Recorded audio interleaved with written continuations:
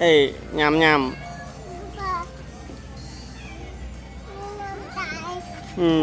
Bát. Anh đang trong nhằm đây. Đại về nhằm đấy chẳng.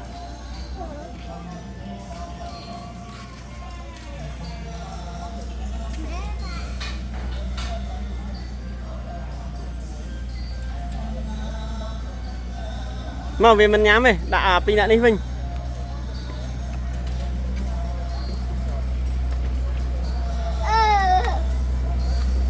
Nó thì lưng cái chanh nha.